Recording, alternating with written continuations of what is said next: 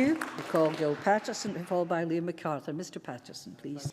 Presiding Officer, I must say I'm a bit disappointed that Jenny Mara suggested that when it comes to this Parliament we shouldn't be discussing Brexit and we should leave it to the Tories.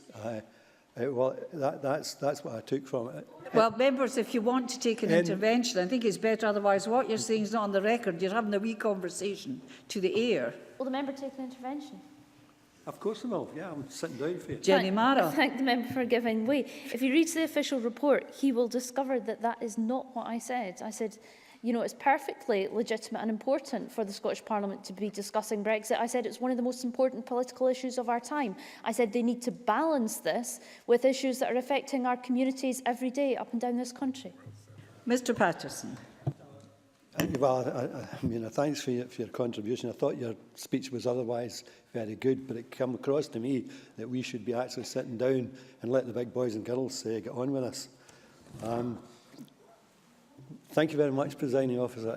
I think I would like to start by setting the scene and quoting a part of the Tory amendment. The members on my left are asking this Parliament to acknowledge the vote to leave the EU. Let's get one thing clear. Whilst this Scottish Parliament, we acknowledge the result of the people of Scotland. Presiding Officer, the people of Scotland voted to remain.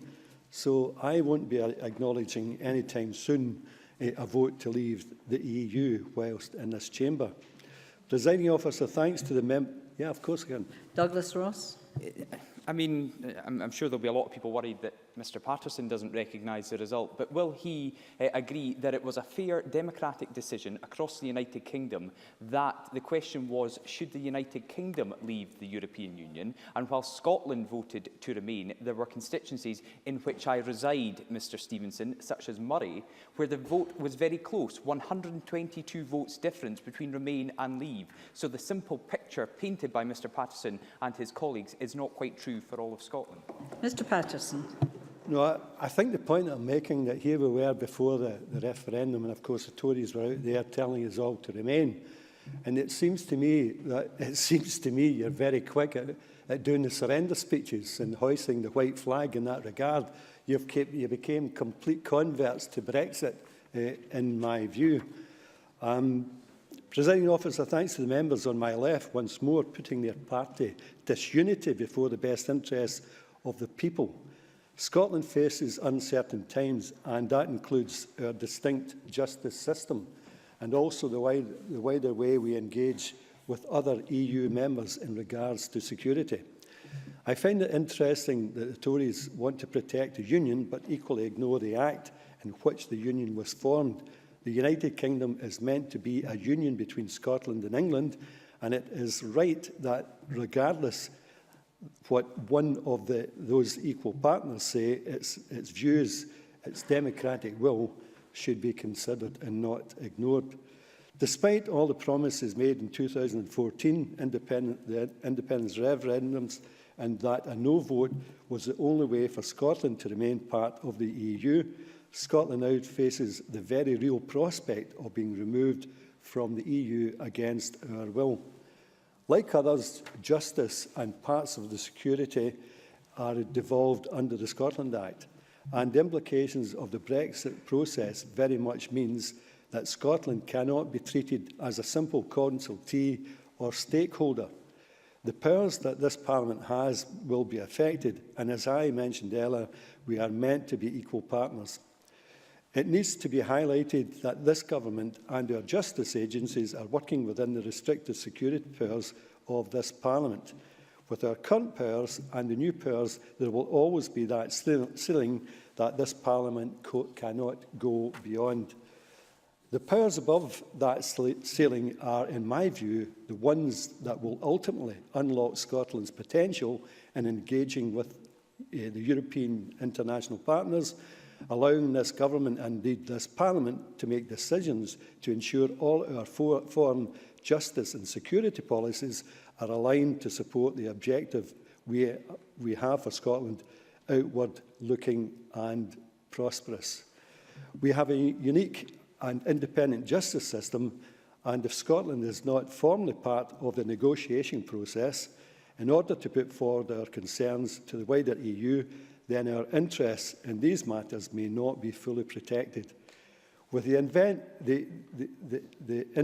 of the internet, the speed of globalisation and all forms of transport being on our doorstep, it has never been more imperative that Scotland works as part of the wider EU community in order to fight crime and protect our citizens.